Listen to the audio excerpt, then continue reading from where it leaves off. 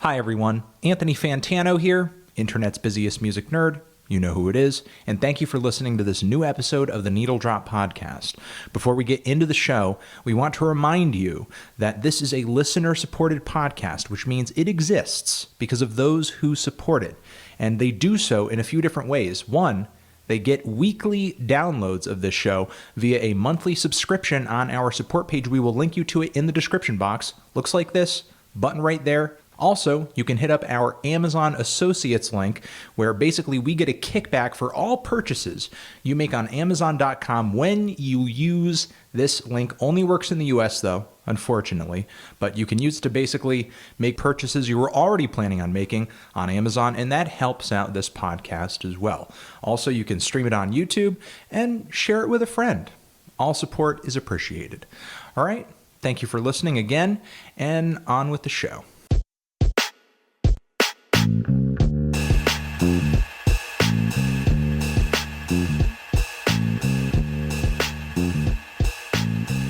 Hi everyone, Anthony Fantano here, you know who it is, and this is a new episode of the Needle Drop Podcast, where we do a series of interviews with artists and creators of all types. And in this episode, I have with me a music critic. He is a writer himself, and I guess someone who is very astute when it comes to the art of writing, someone who's very observant, someone who's very picky, and he reviews the reviews of reviewers. His website's name is Ripfork. You can find it at ripfork.com, and not only does he do reviews of Pitchfork reviews, but reviews of writers from across the internet who are on pretty prominent websites, and I'm going to be talking with him. His name is Mr. Matthew Wendus. We're going to be having a discussion about the current state of music writing, music journalism, and I guess, would you characterize yourself as a bit of a grammar Nazi of sorts? Not so much a grammar Nazi. I try to steer clear of that because I don't know everything there is to know about grammar. So Sure. Someone who does is likely to criticize me, and That's I true. try to minimize that if possible. I guess you're a grammar stickler. I'm trying to think of the less extreme version, because obviously you're not. I go you're with not stickler. Taking, Stickler's okay. good. He's a bit of a grammar stickler, and maybe under sort of false assumptions, I invited him onto this show thinking that I would not feel his wrath because my videos are in video form. So I might just be sidestepping that entirely, because while Matthew does seem to have a very kind and polite demeanor about him, so far, because I talked with him a little bit before I started recording this podcast, his reviews of other people's reviews are absolutely scathing a lot of the time. So I'm wondering if we're going to see that wrath in the midst of this conversation. We'll see. Matthew, how are you doing? I'm doing quite well, Anthony. How are you? I'm great. Thanks for coming on. No problem. All right. So what exactly, let's just get a bit of background here. You've been running this website for, or sort of running Ripfork. Ripfork has been a thing since about the same year I started the Needle Drop. And obviously I know my reasons for starting what I was doing, but what was kind of, making you tick when you decided to undergo building this website and doing what you do? Well, it was an interesting time in my mid-20s, and I was thinking to myself, okay, I'm tired of writing for other people. I kind of want to start my own blog. But the problem was that there were, a million music blogs out there already. So I'm thinking to myself, what can I do that's really original? And I thought to myself, okay, what if I make a website or a blog that's dedicated entirely to critiquing music critics? And I mean, people have been doing that already, but I was thinking about the way to do it in terms of a tone, instead of just being like, oh man, your opinion of such and such an album is crap, it's actually a good album. I was thinking to myself, well, what if I take on the persona of kind of a militant middle school, high school English teacher and just savage the art of the critic, which is writing? And that's kind of how it took root. Yeah, because your reviews don't so much seem like an ideological battle of which music is bad and which music is good. More, you are just kind of attacking the quality of the writing that you're seeing. Exactly, because if I found that if you do that, then the critic can just fall back on, oh, well, it's just my opinion. Everybody's entitled to their opinion, and your opinion is no better than mine, blah, blah, blah, blah, blah. So, yeah, it's kind of a circular argument, and I felt that was going nowhere. Sure, absolutely. Yeah, that opinion or that point of view can kind of snuff that argument out pretty quickly. But the approach that you're taking with the website and have been taking with the website, do you find that you elicit a stronger response from music fans, fellow music writers, when you kind of discuss music critique in this way? I think so, yeah, because the way I write it directly to the critic, almost like I'm addressing them just on a phone call or a letter by their first name. I've always hated using last names, especially in music reviews, where it's just so impersonal. It's like they're writing about politics, which is kind of ridiculous when you think about it. So, sure, just taking on like a more personal tone, I think, both puts them on their heels because it's someone who's actually directly challenging them, but it also appeals to people who are looking for more of a human face in the writing. Sure.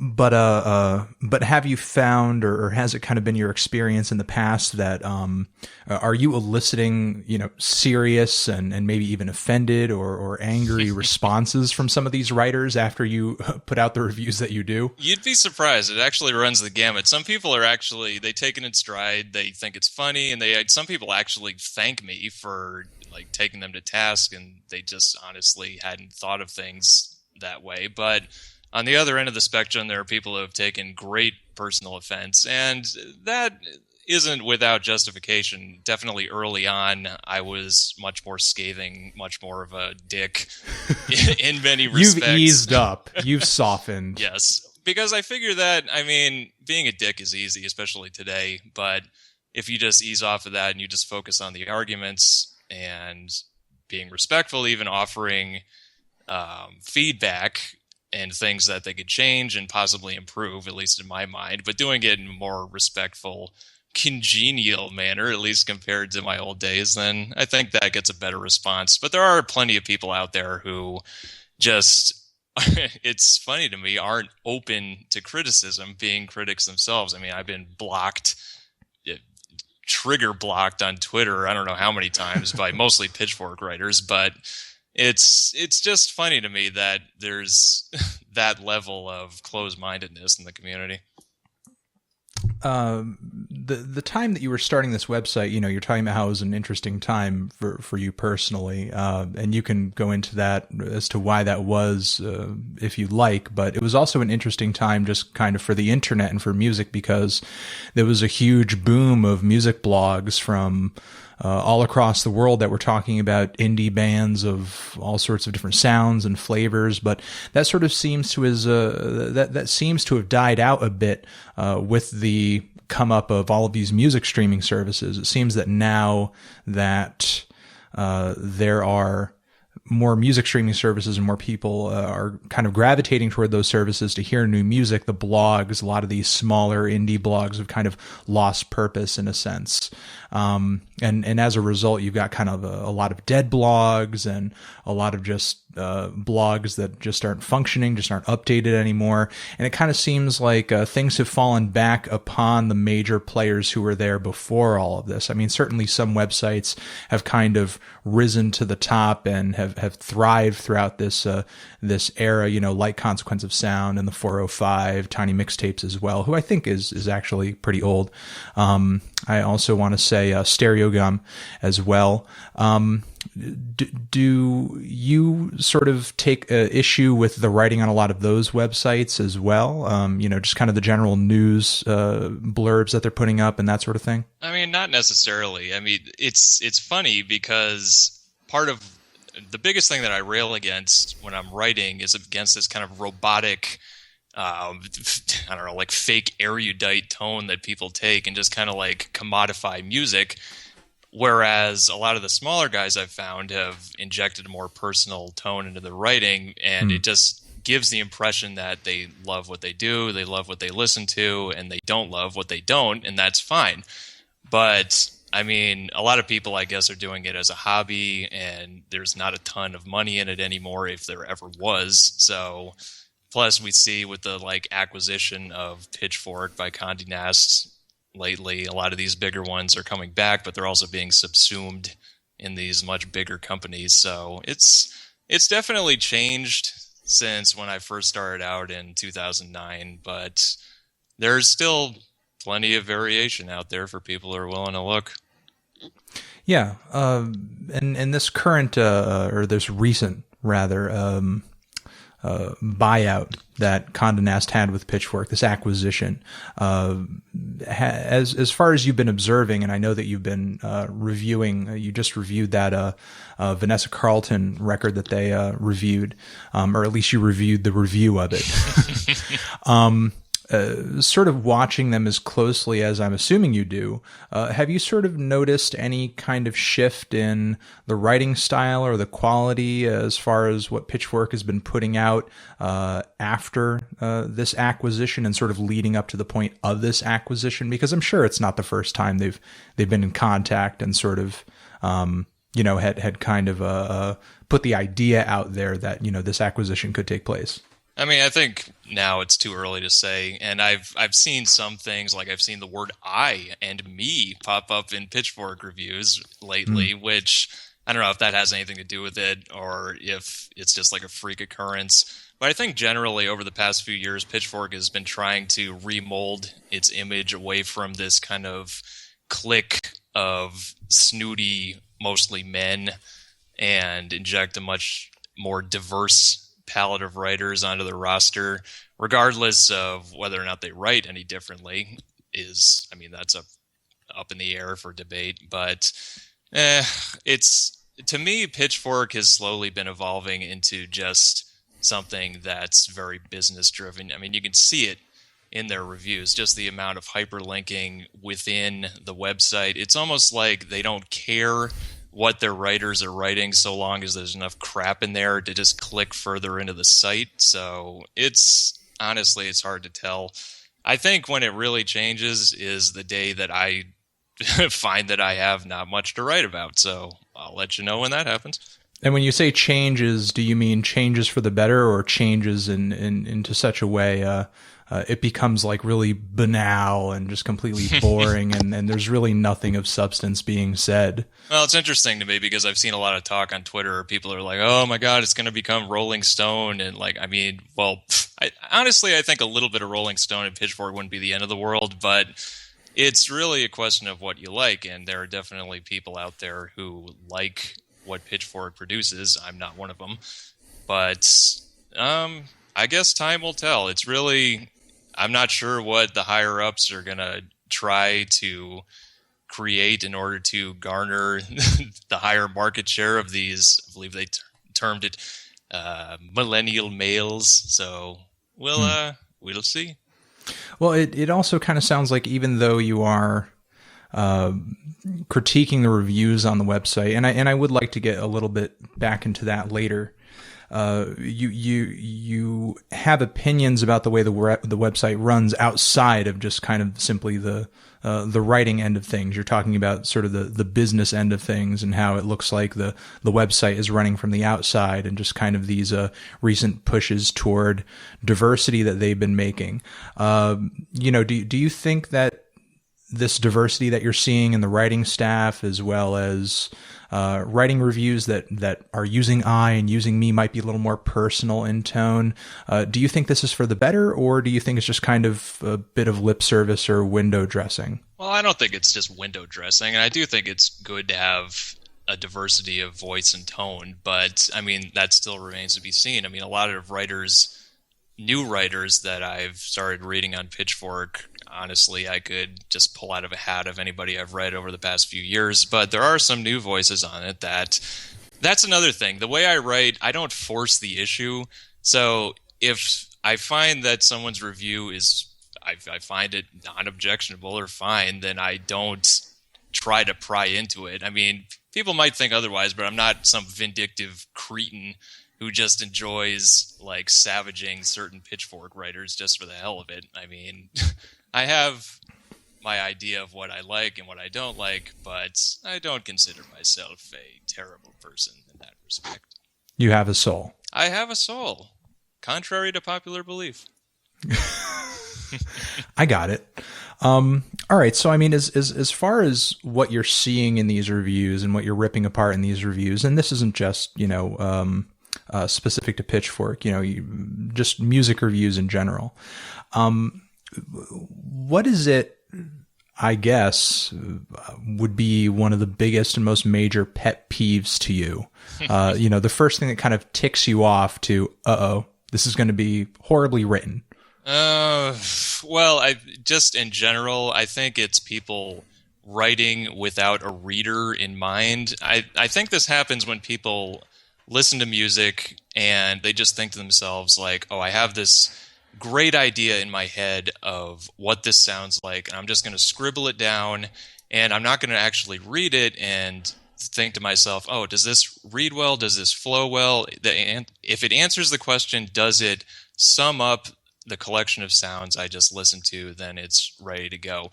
And from there flows any number of ridiculous things you can find in a lot of music reviews. I think one of my biggest pet peeves, as people know who read Ripfork, would be the excessive hyphenation, which just gets to the extent where it looks like you're reading 19th century telegraph dispatches, where I feel like I should just be like snapping my fingers when I'm reading this, or like counting out beats. And the sentences are run-on sentences with parentheses and quotes where they don't need to go. And if you read your stuff, this shouldn't happen. It boggles my mind sometimes how this stuff can even pass through. And I understand a lot of these sites don't have editors or proofreaders on staff. It's just the people send in their work and it's posted on the site, but there should be some quality control starting with the freelancers themselves.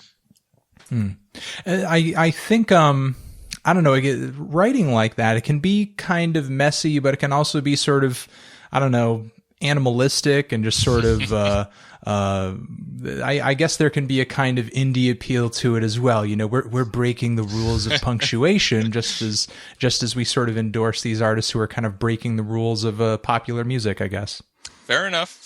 But I also, to that, I would say it's also kind of leaning in the direction of perversion of language, where it's, to me, in a lot of cases, it's just a sign of laziness, where it's a lot easier to come up with a chain of 5 words to describe something than it is to really like delve into your mind, into a thesaurus, into a dictionary, and find that one word that just encapsulates what you just heard. And I think that can be a much more rewarding experience. Sure, absolutely.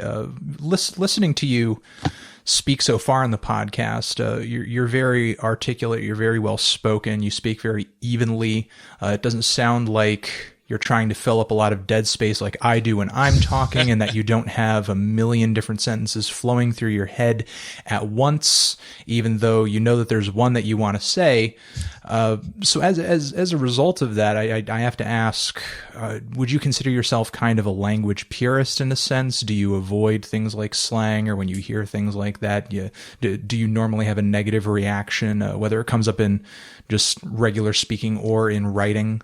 Well, interestingly enough, my work for the past greater part of a decade has been in transcription, closed captioning, editing transcripts. So really, I spend the bulk of my time listening to people talk. And so you learn how to construct sentences on the fly, how to punctuate them on the fly. Good speakers who speak in run-on sentences, speakers who are concise and snappy, easy to type. And I think that's just being able to think in terms of sentence structure is kind of a blessing and a curse in that respect. But that's kind of how I tick. Okay. Would you say that this, I guess, work that you're doing, it's probably the biggest influence on sort of how you perceive language and how, you're speaking just like you're speaking to me right now, or has language kind of been a bit of a lifelong passion for you? Well, I'd like to think I've been speaking from a very young age, but That's true. I've always had a distaste for jargon just for the sake of jargon. I mean, to me, if you have something to say, you can certainly be poetic and beautiful in saying it, but it says to me if you just cram it full of unnecessary words that either A, you don't really have something to say, B, you don't believe in what you say, or C, you're not trying hard enough to find an effective way of saying it. Well, isn't that, or couldn't that be a critique of a lot of the music reviews that you're reading, that maybe they're so soaked in slang or kind of terminology that's so specific to the niche genre of music that the album is dealing in, that people who don't already go into that review familiar with the artist, familiar with the type of music that the artist is playing, the review can be a little alienating? Because I know that's something that's I'm guilty of occasionally, because sometimes I'm reviewing, let's say, a death metal record or a post-rock record, and I want to do the review, but don't necessarily have the time to kind of give people a crash course on that stuff. So there are probably some descriptive go-to terms for the type of musical characteristics that I'll catch in the genre, and I'll bring it up. And it's just kind of easy, though I guess in a sense it does sort of make me lazy, because I remember there was one point maybe in 2012 or 2013, probably more 2013, where me saying, because I was just reviewing so many new hip hop albums, and at that point, trap had just really taken the world by storm. And it just became a thing where just pretty much in every review for a little while, I was saying trap influenced beats, trap influenced beats, trap influenced beats, trap influenced beats. And it kind of became a mini meme in and of itself. And people were like, hey man, take a drink every single time Anthony Fantano says trap influenced beats. And it still kind of chases me now, even though, I do avoid the term more consciously than I used to. But still, I can't help but feel like at least a little bit of jargon helps and sort of can be necessary sometimes. No, I don't have a problem with people being passionate about what they do. And I hear what you're saying about a lot of the stuff is like 7 levels deep, and in order to properly explain something to an audience, then you need to delve into it. But I think by the same token, you should also not fall into the trap of thinking that my audience should only be people who already know the solid foundation of this, and I'm speaking to my peers, because I think that can be really alienating. And I think what turns off a lot of people from Pitchfork especially is just that kind of artificial bar for entry where the tone that's taken is this is our exclusive clubhouse. If you know what the hell I'm talking about, then you're welcome to come in and enjoy what I enjoy, or not enjoy what I don't enjoy. But the rest of you, if you think this is over your head, then you can just scurry along to listen to some Nickelback. Sure. And talking about sort of the audience that you have in mind for when you're writing something, and this is something that you brought up earlier, and that's something I sort of take issue with as well when you were getting on your initial point about that. It seems like there are a lot of music reviewers out there who are writing, but seem as if only if they're kind of writing for themselves. They're not really considering their writing as kind of a communication tool. They're not really thinking of a group of people reading what they've written, I guess, in a very sort of intimate way. I mean, when I'm doing my reviews, I try to write and try to voice them in such a way that I would if I were speaking to maybe a small group of like 100 people or something. Mm-hmm. It doesn't seem like that same sort of wish to communicate comes through in a lot of reviews that I read on more popular websites. They read more like, I don't know, something that somebody might just kind of keep in their own head without worrying about whether or not it translates to how other people might interpret it. And on top of that, maybe even reads a little bit like a report you might hand into a teacher, which I think isn't entirely the fault of the writer. I think that's kind of a way that we're sort of stuck into writing, or I guess a mindset that we're kind of frozen in. A lot of, Western writers, younger people are frozen in, because that's kind of the way we've been raised to write in the school system. I know what you mean. And I think, people who start out with music writing, a majority of them come out of college having written like 1 or 2, 3 essays a week, where they have to write this way, otherwise they get penalized for it. Taking a congenial, down-to-earth tone will get you points docked unless you have a very understanding professor. But by the same token, this is music, and it's something that apparently you're supposed to enjoy and love and have define your life, and just making it sound like a chore and writing for the internet just seems silly to me. That, like, why would people choose to do this unless their editors and their higher ups are forcing them to do it? And that would raise the question, why is that being done? Why does this style of writing sell? Why is this the norm? Especially now when you're going up against the robots, essentially, with Spotify and Pandora, when people don't need to read the reams of jargon. They can just plug in a band they like, and they'll get different bands spit right back out at them that they statistically will enjoy according to an algorithm. But I think, while that is true, I also think, that there definitely needs to kind of be a place where people can talk about some of these up and coming bands that aren't necessarily picked up by these algorithms just yet. And also, in addition to that, I mean, I don't know. Do you kind of have faith in the evolution of algorithms to such a point where, it'll be almost as if you're being recommended music with a human touch, I guess? Because, I mean, I know me personally, a lot of these recommendation engines on a lot of these different music streaming platforms, I've been utterly disappointed with all of them. However, I know I know I'm not the average music listener. I mean, the only thing that's really come close to impressing me are some of the pretty eclectic playlists that have turned up on Apple Music, but really that's about it. Well, I certainly hope we don't reach the point where the machines can essentially do the complete job of humans, because that kind of brings us to the point, like, okay, do we even need writers anymore? And if that's the case, then I'm out of a job, and thousands of other desperate people are out of a job too. But sure. I think that people should at the very least bear in mind that I think companies are pushing towards that to try and, I mean, they're not idiots. They're trying to get as many clicks as they can. And if people have a voice and have a love for music and want to convey that to the world, then I think they also need to be open to the idea that there are better and stronger and brain fart. Yes, better, stronger ways of accomplishing that.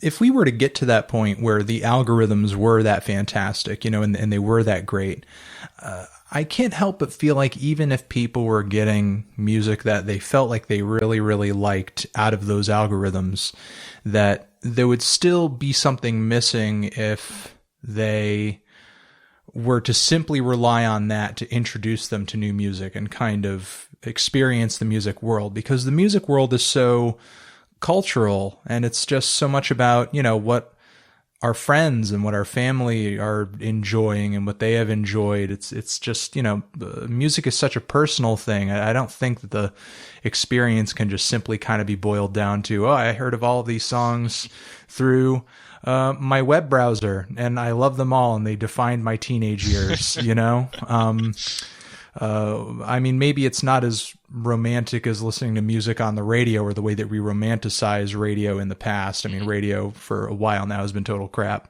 And I feel bad for anybody whose teen years are being defined by the radio right now. Yeah, New England radio, man. It's kind of abysmal now that I've returned home. Oh, are you from New England as well? Originally from Connecticut, just like you. Oh, wow. Fantastic. Yeah. Yes. When you were here last, was WCCC still a metal station? Is that New Haven? What's WCCC? WCCC was the metal station 106.9 out of Hartford. Oh, Hartford. Oh, I was a WAAF guy, at least in my younger, angrier years. But I don't think I've even tried listening to them anymore. It was mostly like new metal and stuff like that. But and Howard Stern, and Howard Stern actually got his start over there way back in the day. But recently, as recently as a few years ago, they've been bought out by a Christian station that just kind of syndicates the same programming across every other station that they own. Interesting. So it's a lot of lovely Christian rock blasting throughout the day.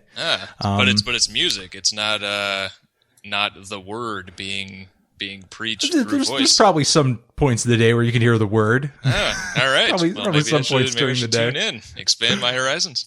Have you ever listened to WPKN? Probably not. I didn't really listen to a whole ton of radio growing up. So you probably know much more than me. I mean, I do have a background in radio, so that would help. That would help. But yeah, WPKN is still a pretty great community station where I remember pretty consistently throughout high school, a friend of mine and I would tape episodes of a particular show, and the show would air once a month, and that was how busy they were. I guess just how flooded they were with people requesting shows. People would just pretty much just have a show once a month, and he would be playing from maybe midnight or 11 o'clock to like 3 a.m. or something, and be playing nothing but just the vilest, nastiest hardcore punk and stuff like that. Like it was the first time we'd ever heard of anybody like G.G. Allen. Yes. He was playing his stuff on the radio and stuff to rot your innards with and terrify your parents. Exactly. So he was just playing nothing but that stuff, and we would just like tape the shows and learn about all the terrible artists he was playing all the time. It was a fantastic time. And Anthony Fantano was born. Yeah, I mean, punk music really ruined my life, honestly. I mean, if I had never heard of it, I probably just would have continued on into a life of accountancy. That would be an interesting parallel reality going there. A very boring parallel, but whatever. Not dissing any accountants. I have relatives who are, so it just kind of seemed like it made sense. Yeah, the punk CPAs out there are offended. Oh my God, there was and now we're just kind of digressing into personal stories here. But I remember at one time in high school, I had gone to this career day thing, and one of the career, I want to say, mentors who I had chosen that I wanted to sort of see speak, because you had a whole array of people who you could choose from, was a CPA. And it was actually very sad. I went into it, with high hopes, and I was very positive about the whole thing. And I was kind of excited to, legitimately excited to kind of hear people, who are in the workforce kind of talk about their work, because, even as a kid, I was very excited to kind of, grow up and become an adult and, just be, making money and just kind of building a life or whatever. And, he went up there, he was talking about his job, and I don't know what it was. He just made his job sound so painfully boring. And he just depressed the hell out of you. And the whole class, it wasn't even just him, like the whole class, like revolted against him in a sense. And they started questioning his life choices. Oh, jeez. And you put him on the bottle. I wasn't even saying anything. It was everybody else. It was crazy. They just it's like they just smelled blood. Mm-hmm. Like they could smell like a little bit of insecurity in what he was saying. And then they started picking at him with little questions. And then all of a sudden they had him kind of in a corner, and he said, well, would you rather do something that you like or something that makes money? And everybody was like, I'd rather do something I like. Should say both. Both is the correct answer to that. Oh my God. And I think the point at which I think he really lost everybody was a point at which and this could, I think, have been sold with a cool angle. And I don't think it's like, a terribly uncool thing.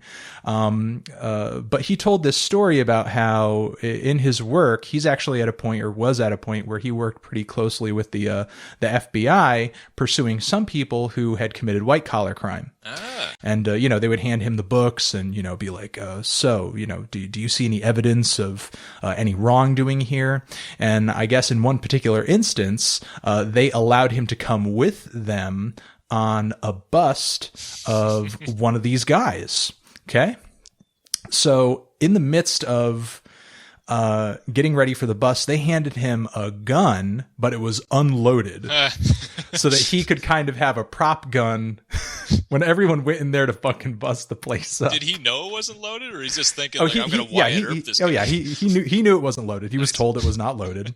He should not be, if he's not trained, he shouldn't just have a loaded gun. Yeah, and now sort of in the age of, I don't know, the police militarization and all that, it seems kind of disturbing. Yeah, they didn't hand him a tank. Yeah, exactly. But at the time, everyone in class thought it was hilarious that his gun was not loaded, and just thought it was so dorky and emasculating that they would hand him this unloaded gun to charge into this room with I don't know, maybe 4 or 5 other guys or 10 other guys. I don't know how many people bust into a room to bust somebody who's I don't know, embezzling money, whatever the guy was doing. Yeah. That was just one of many points where everybody had decided, wow, man, I don't want to do this at all. This guy's super disappointing. So he was an unmotivational speaker. He was very, very much an unmotivational speaker. That's true. That's very true. So yeah, having said all that, I also had a class with somebody who worked in radio, and he was actually very inspiring. And that's sort of where I sort of set my sights. I was like, yeah, broadcast stuff, that sounds more fun than being handed an empty gun and going into a house of a convicted felon. Yes, exactly. Yes, exactly. So yeah, we've just fallen so off course. Yeah, I forgot who I was, huh? What's going on here? All right, but moving on from that, I wanted to ask you, moving forward, do you think music writing is going to continue to I don't know, even be a thing or sort of hold any water, and not even in the wake of these music streaming websites, but in the wake of stuff like what I'm doing, and other people out there on YouTube as well who are doing these video reviews, because if the goal is to kind of be personal, connect with the reader, and sort of recommend them something in such a way where it feels like it's coming from one person to another, not some algorithm, not just a block of text. It seems, at least to me, hopping on camera is the most personal way to go about it. I think so too, and I'm not discounting music writing. I'm not holding a torch and a pitchfork and saying death to music writing and this should just be destroyed. I might have thought something along those lines very early on, but I love it when people write about what they love, and I just think that it doesn't come through for a lot of people for any number of reasons. And I think that what you do with the video blogging about music is a great step in the right direction, because you can't really fake your personality when there's a camera in your face.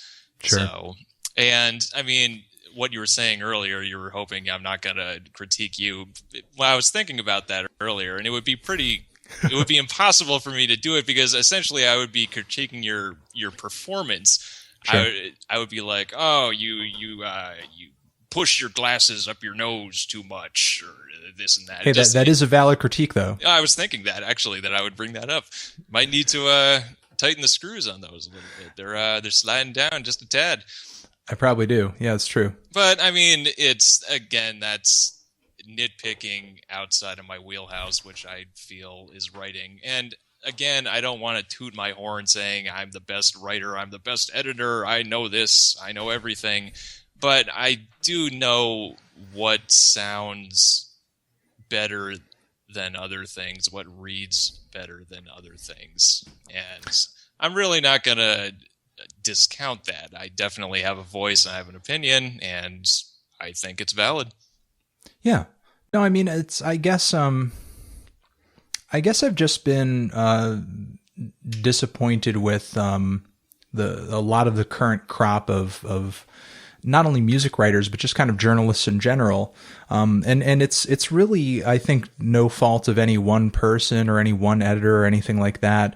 I mean, I think the trend that's sort of slowly killing a lot of this stuff is more economic than anything. You know, I think unfortunately just a lot of these news websites, as the internet has sort of swallowed up a lot of print media and so on and so forth, a lot of the journalism has sort of gone down the toilet. I mean, I was just watching something yesterday on you know, all of this native advertising that people are trying to work into news websites now, where it's just something that's essentially an advertisement, but it looks like news. And I've had dozens of people email me over the years asking me if I can have them advertise on my site. And, you know, I'm going to say to them, okay, sure. You know, what's the advertisement? And they're like, oh, well, it's an article. It's already written out.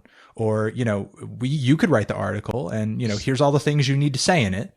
And then once you put it up on the website, you will get X amount of dollars. And thankfully, I'm in a position with YouTube where I can just be like, no, like, this is fucking crazy.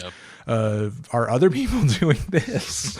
You know, it's actually kind of scary just how stealthily people are trying to sneak advertisements into our information now. I know what you mean, and now that you bring it up, I hate the trend towards clickbaity articles and that kind of just headline journalism. And yeah, because it seems like you're either getting one or the other. You're getting the native advertising thing, or you're getting that clickbait stuff, or Exactly. you're getting stuff that it seems like the author is writing it. And this might be one of the only few times where it seems the author does have an audience in mind, pissed off people. Yeah, exactly. The author is just writing something because they know it's going to make somebody mad.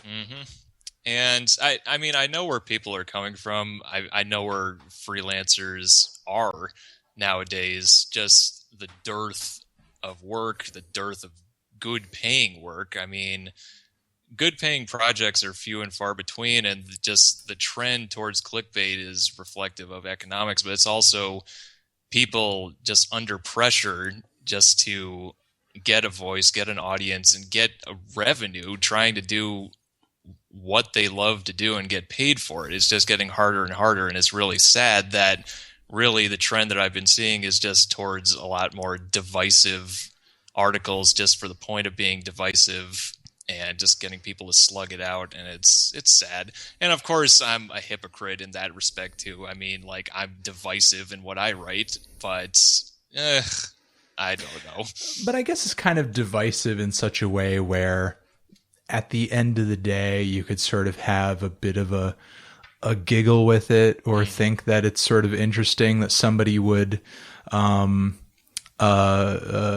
of take a particular aspect of music writing so seriously, or dive so hard into something so much that they would, you know, write something so scathing. You're not really drawing a line in the sand where there are thousands of people on one side and thousands of people on the other side. I mean, the interesting and the funny thing about what you're doing is you're drawing a line in the sand, and the only person on the other side is you. Yes. You know? Well, and whoever wants to be on my side of the sand. We have nice things on my side. But some of these other articles, I mean, you well know that they're drawing lines in the sand between large groups of people. Exactly. And, you know, they're trying to create these ideological battles. I mean, I think maybe one of the most notable ones off of Pitchfork, maybe earlier this year, I believe, is when it happened. Was that article about how painfully white indie was? Oh yes, I wrote about that one. Yes, I remember that quite vividly. Which was absolutely hilarious for a number of reasons. I mean, one, I mean, it's not by design. You know, nobody's forcing or trying to make indie white. You know, I mean, indie first and foremost is about the indie musicians. Yep. You know, and it's about the type of music that they're playing. And I mean, just historically, it's been white people who have been wanting to play it. You know, and I mean, who could blame people of other cultures, especially in America, for not being that interested in it, because it's such a niche thing. Yep. Number one, and number two, it's been so underground for so long. Yep. You know, I mean, a lot of these people in the indie scene, partially come from places of privilege, and they can kind of afford to play this type of music that makes absolutely no money, you know, or very little money. Yep. You know, whereas you might have people from other backgrounds who probably want to play pop music or want to play music that is probably going to register with a larger audience. You know, they don't want to play this sort of experimental, obscure, sort of trying hard to impress people intellectually type of music. And that's not to say that there haven't been people of color who have been very successful in indie. There most certainly have. And people outside the genre who play other styles of music who, for whatever reason, maybe they're a little left field. They've been kind of rejected by people who would typically listen to that kind of music, but the indie scene has embraced them. Yep. So, you know, I feel like it just kind of seemed, as you were saying earlier, divisive and just trying to, you know, create a battle where there isn't one. I mean, obviously the indie scene isn't perfect, you know, just like any culture isn't perfect. I mean, you know, it has its issues that need to be ironed out. You know, we talk, especially in articles like this, about things like privilege, but consistently we do not talk about things like class privilege, because if we were, people who have certain economic backgrounds would have to raise their hands and be like, yeah, actually, I'm very rich, you know, or I don't need to worry about, you know, where I'm getting my next paycheck. Well, I think that was the problem I had with that article too, is that it didn't really delve into much of anything other than white equals bad, which I thought was kind of a dumb argument to begin with. But the examples that were used in it, I mean, like Bono, Taylor Swift, Miley Cyrus, Kanye West. I mean, none of these people are indie, and it depends on what you're talking about. I mean, what is indie these days? Is it the Belle and Sebastian of yesteryear, or I mean, what is it today? But I just thought it was a very crude, poorly worded, and poorly written, poorly argued article that was appearing on a website for all intents and purposes, from what I could see, was just to garner clicks and outrage on Twitter, which it certainly got, but at what a cost.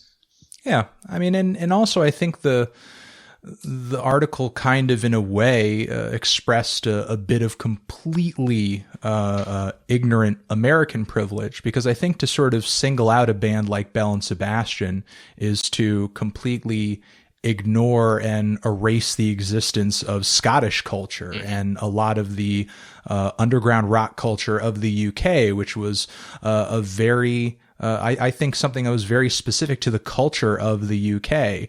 Whereas when you're from America, you can kind of take it for granted that you live in a place where culture is kind of this amorphous thing, and you know, it doesn't really matter what race you are in a lot of respects as far as enjoying particular things or finding certain kinds of music entertaining. I mean, it's a little bit of a melting pot. I mean, sure, you have your pockets everywhere where certain cultures kind of congregate, but as far as mainstream culture, there's just like so many influences coming together in all directions.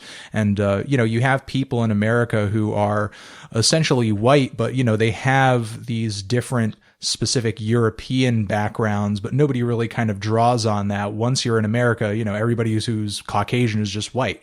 You know, like nobody's really identifying simply as, I guess, their European heritage if you do happen to be white. So again, it's a bit of a melting pot, and you can kind of take for granted that a white person here is just like a white person in Scotland, and that's not the case. Yeah. Well, that was another reason I was so disappointed, because the article was actually written by someone who I believe lives in England, and she was of Pashto descent, but it was just written in a way that like you could have read this on any other clickbait article about like cultural appropriation and just kind of the very rough-hewn arguments that kind of hit with a big hammer but don't really probe any deeper than that, and everybody ends up getting annoyed and irritated and defensive or supportive of it, but for reasons that I think are just not very nuanced. And when you think about it, music, like you were saying, is just such a great melting pot, and it's so varied. And do we really want to be policing people for just liking what they like and injecting what they like into their music? And the motivation and the execution can certainly be called into question, but I don't think we should really throw blanket statements about the unbearable whiteness of indie or something like that. It just, to me, it just begs the question of why Pitchfork even ran that article to begin with. Yeah, I mean, it's just kind of sad to see not only them, but also a lot of other websites out there taking this kind of, I guess, editorial style with their opinion pieces that, originally you could find on websites like BuzzFeed. And the reason these pieces would go up, with not even just writing, also, some of their weird lists where they would just throw pictures up, pieces on their website where it's like, ooh, these 25 women need feminism. And then the next article is, bam, these 25 women don't need feminism. And cats, it's just hats. Exactly. These 25 cats wearing overalls don't need feminism, like that kind of shit. And the thing is, it's an article style that was created just to drive traffic and just to get people pissed off, not to educate people, inform people, enlighten anybody. And it's this cheap kind of political discourse that sort of seems like it's ruling the day, unfortunately. And it's only happening on these websites, and the people who run these websites know it's only happening because it gets them clicks. But unfortunately, people who are sort of younger and they want to sort of learn how the world works and they want to figure the world out, and they want to know where they can kind of have political discussion with their peers and sort of get a glimpse of how to fix the world, because young people they're very idealist, and they want to make the world a better place. But unfortunately, the first places they're turning to or running into to sort of get a hint toward how to do that are places where they're putting up articles like this, which are simply not very informative at all and are just kind of emotionally manipulative. It's sort of interesting that nowadays we're so focused on things like, let's say, for instance, cultural appropriation, when we'll point at somebody like Iggy Azalea, for instance, and say, obviously that's an instance of cultural appropriation, and I don't debate that. But what I think is interesting is that even the stuff to you that is not passing for cultural appropriation now, as far as like culture, music, art, so on and so forth, that only seems that way because it's coming out nowadays. Because the thing is, everything we're listening to now that's new, it's based off of decades and decades and decades of some kind of cultural appropriation in some direction. Every single rock band you listen to, it has roots going far back enough to stuff like the blues. Yeah. And I mean, are we going to discount the Beatles and the Rolling Stones for being enamored of music that originated with African Americans in the South? I mean, it just, how far back do you go, and how do you police this? I mean, like, I've seen the example given across the internet of like, oh, well, should we tell Chinese people not to play classical music because it originated in Europe? I mean, just it seems like a silly example, but the lengths to which some of the counter examples go, it just seems logical to pop up with stuff like this and be like, okay, why are we arguing about this? Are we really that genuinely concerned, that genuinely outraged? Why are we so pissed off about this? It's music. Yeah. And I mean, we could police it so far back as to say, we should probably step on the artistic hopes and dreams of anybody who is making electronic music because of a lot of the European history that that genre has. I mean, you know, take away the music making tools of anybody who came after Kraftwerk, you know, yes. You know, or something like that. I mean, you can get that ridiculous with it. And the thing is, it just kind of seems like a bit of an eye for an eye thing to me, because, you know, once you sort of step on somebody's creativity and say, oh, well, no, actually that creativity comes from somewhere else. You know, the thing is, somebody can come to that person and say, well, no, actually your creativity comes from me. And then someone can step to that person. I mean, you know, while Iggy Azalea can most certainly, have someone step to her and say, hey, you know, you're really just kind of appropriating hip hop right now. I mean, shit, I'm sure that there are probably hundreds of jazz musicians who would have loved to have had that opportunity when it came to stepping to rappers and being like, hey, listen, you're sampling my music right now.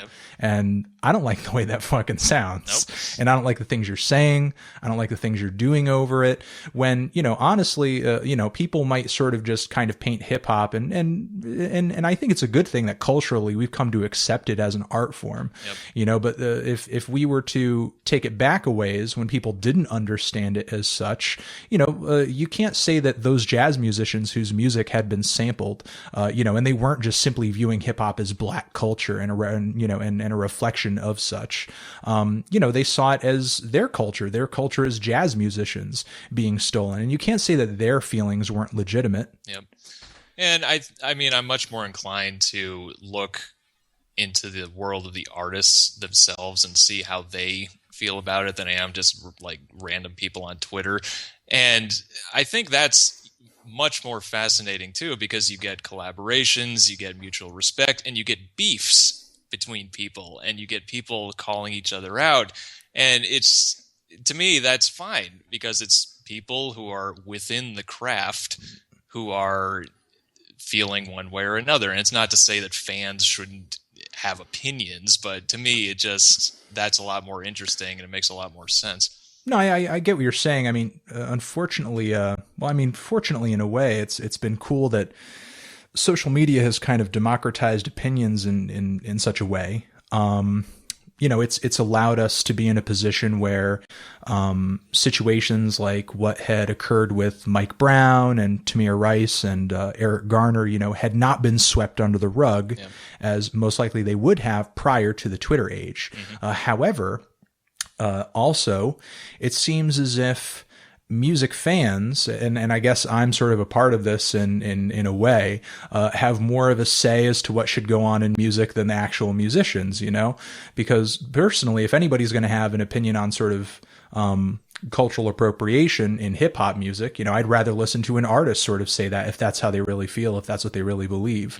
As much as I do disagree with him on some points, I'd rather listen to Lord Jamar, who has done many a Vlad TV interview, of Brand Nubian, who's sort of well known for his very controversial opinions, mostly, off of that YouTube channel. I'd rather listen to him sort of say his piece, not only because, I know he's going to state it in a way where he's kind of got experience because he's an artist, but also because he has a deep history with the genre.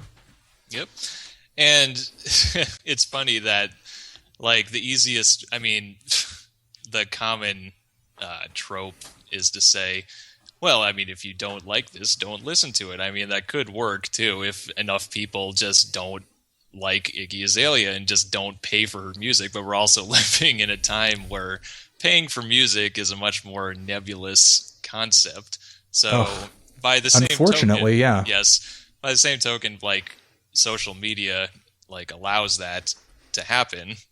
But so, it's become a way of policing, and in the midst of really a devalued dollar in terms of music. Yeah. And paying for music, it's just become so nebulous. I'm looking at I'm looking at the Billboard charts and I just don't know what the fuck I'm looking at anymore. Like when I look at your record and it's number 1, it's number 2, it's number 10, it's number whatever. I mean, is it there because people bought it? Is it there because people streamed it? Is it there because they watched a few music videos on YouTube a bunch of fucking times? I really don't know anymore. What's the metric? You know? What's the metric, you know? And that's the thing. I mean, a while ago, Billboard had announced that, you know, we're going to be including, streaming service streams, you know, and that sort of thing to sort of tell you how popular an album is. Is an album number 1? Has it sold X amount of copies? It just seems like it's all mixed in to the point where it just doesn't really mean much of anything anymore. You know, plus, I mean, a number 1 album just doesn't require the amount of copies that it used to. Yep. You know, what it really requires these days is for kind of an open playing field, you know, for nothing else relevant to be getting released. Yeah, exactly. So I don't know, but with this new Adele album coming down the pipe, maybe we'll see another record where it's just like for weeks and weeks and weeks and weeks and weeks. It's like number 1. It's number 1 all freaking year. Who knows? Another 1989. Oh, that's true as well. I mean, that went platinum pretty quick. Yes. Drake's new tape went platinum pretty quick. Yep. I don't know how Kendrick is doing in terms of sales right now. Well, he should be doing pretty well. But yeah, that's it. I think we'll leave it at that. I want to thank you, Matt, again for coming on to the show, having this discussion with me about music writing, but also just we really digressed and talked about just kind of little music industry shit in general. That's quite all right. It was a lot of fun. I will leave a link down in the description box where you can check out Matt's website. He should be putting up new reviews by the time you hear this podcast. What's sort of your schedule? When can people find new stuff uploaded to the site? Well, it was like once a week, then it became once every 2 weeks. It's been oscillating back and forth, but there will definitely be a new one up by the time this podcast airs. Okay, and it seems that you're always pretty engaged on Twitter as well. If anybody wants to ask you a question or annoy you or yell at you for whatever reason. That's true. I will have a snappy response in the holster. All right, we'll have his Twitter down in the description box as well, and his Facebook, and you just kind of check out his whole deal. Again, Matthew Wendus, thanks for coming on. You're very welcome, Anthony.